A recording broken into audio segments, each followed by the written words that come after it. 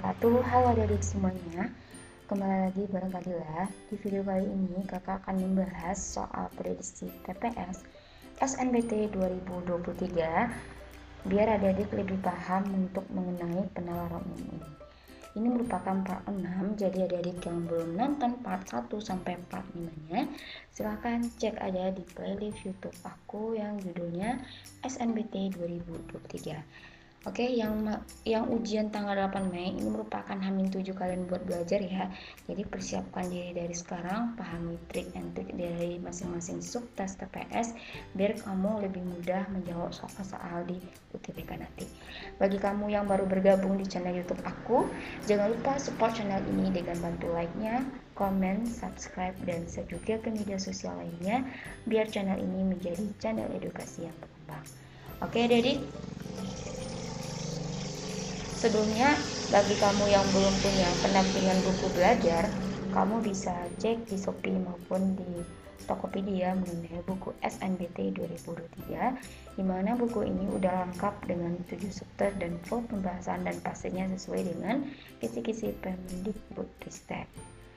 Nah, plus ada paket hematnya, kamu bakalan dapat soal asli SNBT 2003 dari web resminya, dimana ini merupakan soal simulasi gambaran di soal-soal aslinya pas kamu ujian nanti. Ada 7 subtes juga dan kamu bisa dapetin pembahasan lengkapnya juga. Oke, silahkan dicek aja linknya di deskripsi box aku atau di kolom komentar. Oke adik, kita masuk ke soal yang pertama. Ini mengenai simpulan logis ya, atau mencari kesimpulan yang tepat gitu. Kita baca dulu teksnya. Nanas atau Ananas commusus merupakan buah yang banyak ditemukan di daerah tropis termasuk Indonesia. Jadi dia banyak di daerah tropis dan daerah Indonesia. Meski rasanya manis, buah yang kaya akan serat ini memiliki kalori yang rendah, ya, sehingga sering digunakan sebagai makanan diet. Namun, nanas juga telah lama digunakan sebagai obat batuk tradisional dan bahan alami untuk mencegah keriput. Bukan hanya itu, ada banyak manfaat buah nanas bagi kesehatan yang mungkin jarang diketahui, tetapi telah dibuktikan secara ilmiah melalui berbagai penelitian. Nah, kita harus paham ya, kalau misalnya kita mau mencari kesimpulan, kita harus memahami teksnya membahas tentang apa. Pertama, dia membahas tentang adalah kelebihan dari mengkonsumsi buah nanas. Pertama, apa? Kalorinya relatif rendah, digunakan sebagai makanan diet, mencegah batuk, mencegah keriput, dan masih banyak manfaat lainnya bagi kesehatan yang dibuktikan secara ilmiah melalui penelitian. Nah, itu teksnya. Jadi kalian harus tahu teks yang bahas apa. Jadi nanti kalian mengeliminasi setiap optionnya itu gampang aja lagi. Kita baca dulu. Yang pertama, nanas memiliki banyak manfaat. Ini kebanyakan kali memilikinya ya. Kita coret aja. Nanas memiliki banyak manfaat bagi kesehatan yang telah terbukti secara ilmiah. Nah, ini kan kesimpulannya umum banget ya. Jadi ini kita katakan boleh juga. Yang B, nanas sangat bagus digunakan sebagai obat-obat tradisional. Nah, tadi kan ada juga ya ada dibahas di sini nggak tentang obat-obat tradisional. Ada ya. Tapi obat-obat tradisionalnya itu tidak jelas dia membahas tentang apa ya. Di sini kan digunakan sebagai obat batuk tradisional. Jadi bukan obat-obat tradisional secara umum, tapi lebih ke batuk ya, obat batuk tradisional. Jadi ini kurang tepat. Yang C, kalori nanas yang sangat rendah cocok untuk dikonsumsi oleh orang yang sedang diet. Nah, ada nggak di dalam teks? Di sini dibahas kalori yang rendah sehingga sering digunakan sebagai makanan diet. Mungkin aja ini benar ya, kita simpan dulu. Untuk mencegah keriput, nanas bisa dikonsumsi menjadi solusinya. Untuk mencegah keriput, nanas bisa menjadi solusi alami. Nah, ini juga bisa ya. tumbuhan nanas hanya bisa tumbuh di daerah tropis seperti Indonesia juga bisa. Nah, ini kan yang kita jawab dari option C sampai E itu benar, itu lebih ke kesimpulan secara detail ya. Jadi di sini kita mencari kesimpulan yang bersifat umum yang mewakili dari semua bacaan atau kalimatnya. Oke, karena kita membahas nanas, jadi lebih tepat jawabannya adalah option A. Kenapa? Nanas ini memiliki banyak manfaat kesehatan yang terbukti secara ilmiah di penelitian gitu. Bisa ya. Jadi ini lebih ke kesimpulan umumnya. Oke, kita coba soal nomor 2. Depresi yang dibiarkan terus berlanjut dan tidak mendapat penanganan dapat menyebabkan terjadinya penurunan produktivitas kerja, gangguan hubungan sosial, hingga munculnya keinginan untuk bunuh diri. Wow. Depresi bisa menyerang siapa saja, termasuk wanita dan pria. Depresi pada wanita sering dikaitkan dengan perubahan hormonal, termasuk menstruasi, kehamilan setelah melahirkan atau menopause. Jadi, ini merupakan bagian subtes penilaian umum tentang penilaian kesimpulan yang paling didukung oleh bacaan di atas. Oke, kita baca dulu. Kalau ini kita kan kalau mencari kesimpulan yang paling didukung, kalian harus lihat pernyataan umum. Nah, kata kuncinya adalah pernyataan umum dan harus relevan dengan teksnya. Kita baca dulu yang A. Orang yang depresi pasti disebabkan oleh perubahan hormonal saat masuk usia menopause. Nah, di sini orang yang depresinya itu nggak jelas ya, apakah depresinya itu untuk wanita atau pria. Karena yang dibahas di sini menopause ini pastinya adalah dikaitkan dengan wanita.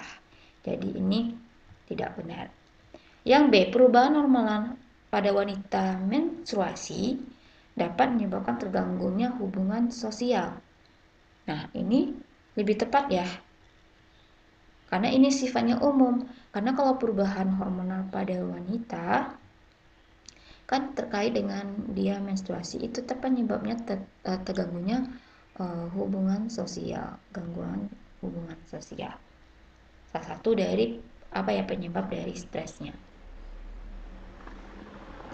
Kalau yang C, depresi lebih banyak menyerang wanita daripada pria. Ini nggak dibahas di dalam teks, jadi ini kita nggak bisa ambil paling didukung. Keinginan untuk bunuh diri akan muncul saat seseorang sedang mengalami depresi setelah melahirkan. Nah, jadi nggak hanya setelah melahirkan saja nih poin pentingnya ya, tetapi perubahan hormonal juga, termasuk menstruasi, kehamilan, dan lain sebagainya. Jadi ini kurang tepat ya. Kemudian produktivitas kerja sangat menurun saat seseorang mengalami depresi. Nah, ini juga benar ya. Tapi kan gak hanya produktivitas kerja aja, tapi juga bisa gangguan hubungan sosial atau salah satunya adalah untuk bunuh diri. Jadi yang mungkin yang bersifat paling umum itu adalah option B, perubahan hormonal pada wanita menstruasi dapat menyebabkan terganggunya hubungan sosial. Jadi karena ini tuh kan secara faktanya di lapangan memang benar ya, kalau seorang wanita yang menstruasi pasti hubungan sosialnya akan terganggu, kayak mudah bad mood, suka marah, dan lain sebagainya. Oke, ini kayak penerapan umum yang mana kalian harus paham setiap katanya. Oke, kita lanjut ya ke soal nomor 3.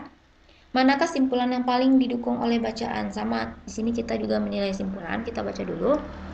Di masa tingginya mobilitas seperti sekarang, memberi HP untuk anak bagaikan pedang bermata dua. Bisa menguntungkan, tapi juga bisa merugikan. Di satu sisi, HP dibutuhkan agar anak selalu dapat berkomunikasi dengan orang tuanya ketika sedang tidak bersama. Namun di sisi lain, anak juga dapat mengakses banyak media, mulai dari musik, film, game, hingga saluran televisi melalui handphone. Tanpa pengawasan yang benar, hal ini bisa memberikan dampak negatif terhadap perkembangan si anak. Oke, kita baca dulu yang A. HP hanya memberikan dampak negatif lebih besar daripada dampak positif tanpa adanya pengawasan. Nah, ini belum tentu ya, dampak negatif lebih besar dari dampak positif tanpa pengawasan.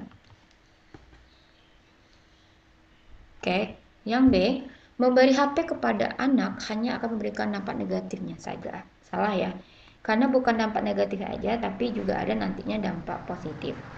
Anak dapat belajar melalui banyak media yang ada di handphone tanpa mendapat dampak negatif juga salah ya. Tanpa mendapat dampak negatif. Padahal juga ada dampak negatifnya. Orang tua memberikan pengawasan yang benar untuk menghindari dampak negatif penggunaan HP pada anak. Nah, ini benar karena di kalimat terakhir itu kan tanpa pengawasan benar, hal ini memberikan dampak negatif terhadap perkembangan anak. Jadi kalau misalnya ada pengawasan, berarti tidak ada dong dampak negatifnya. Jadi yang D itu juga benar tuh ya, B, D benar. Kalau E, anak sangat membutuhkan HP karena memiliki mobilitas yang tinggi. Ini kurang tepat ya. Jadi lebih tepat jawabannya adalah option D, karena ada di dalam kalimat terakhir. Secara tidak langsung dia menjelaskan bahwa tanpa pengawasan adanya dampak negatif bagi anak. Jadi kalau misalnya pengawasan yang benar, berarti dia dapat menghindari dampak negatifnya. Oke, kita lanjut ke soal nomor 4. Marsha akan bermain ski dengan teman-temannya saat sedang musim hujan, telah menyelesaikan tugas sekolah, dan kondisi badannya sehat. Jadi ada 3 item. Saat ini sedang mengalami musim hujan dan Marsha telah menyelesaikan tugas sekolahnya. Nah, ini merupakan penilaian kesimpulan, di mana kesimpulan dari informasi teks tersebut adalah Marsha akan bermain ski dengan teman-temannya. Oke, tadi syarat bermain ski pertama adalah musim hujan, telah terpenuhi di sini. Yang kedua, telah menyelesaikan tugas sekolah juga sudah terpenuhi. Dan yang ketiga adalah kondisi badannya harus sehat. Sementara di sini tidak dijelaskan ya bahwa kondisi badannya gimana oleh si Marsha ini. Tiba-tiba di kesimpulannya dibilang bahwa Marsha akan bermain ski dengan teman-temannya. Jadi ini jawabannya apa? Kalau menurut kalian ini jawabannya apa gitu? Jawabannya adalah option E. Ya, kenapa? Simpulan tidak dapat dinilai karena informasinya tidak cukup, di mana si Marshanya tidak jelaskan apakah dia kondisi badannya sehat atau tidak. Bisa ya? Oke, soal terakhir tentang penilaian kesimpulan. Beberapa syarat dibutuhkan untuk menjadi seorang kepala desa. Syarat tersebut yaitu sudah lulus ya, sudah lulus. Bukan sudah lulus ya. Sudah menikah, lulus pendidikan sarjana, memiliki rasa tanggung jawab, memiliki visi yang baik untuk desa. Pak Adi sudah menikah dan memiliki tanggung jawab serta visi untuk desa. Akan tetapi Pak Adi hanya lulusan pendidikan menengah. Simpulan berdasarkan informasi teks di atas adalah Pak Adi layak dan sudah memenuhi syarat menjadi wakil kepala desa. Nah, tadi syarat menjadi seorang kepala desa, syarat tersebut yaitu sudah menikah, lulus pendidikan sarjana, dan memiliki rasa tanggung jawab serta memiliki visi yang baik untuk desanya. Sedangkan di sini dijelaskan Pak Adinya sudah menikah, sesuai ya. Pak Adi sudah menikah, memiliki rasa tanggung jawab yang tinggi juga udah, serta memiliki visi untuk desanya. Nah, tapi apa yang belum dimiliki Pak Adi adalah dia belum lulus sarjana, sementara di sini dia baru lulusan pendidikan menengah. Nah, apakah Pak Adi ini layak untuk menjadi seorang kepala desa? Sementara kesimpulan dibilang Pak Adi itu layak dan sudah memenuhi syarat untuk menjadi wakil kepala desa. Sementara kan di teks kan syarat untuk kepala desanya ya. Nah, menurut kalian ini jawabannya apa? Nomor 5 ini. Nah, jadi nomor 5 ini jawabannya adalah D. Kenapa? Simpulannya tidak relevan dengan informasi yang diberikan. Kenapa? Karena simpulan di sini dia membahas tentang wakil kepala desa, sedangkan di tasnya adalah kepala desa, jadi tidak relevan dengan informasi yang diberikan. Oke?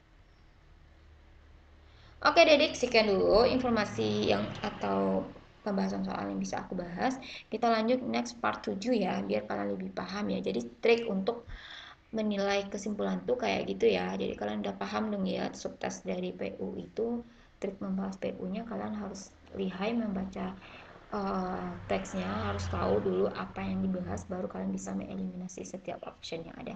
Semoga video ini bermanfaat. Di next kesempatan aku akan membahas lagi part 2-nya. Thanks for watching. See you on the next video. Assalamualaikum warahmatullahi wabarakatuh.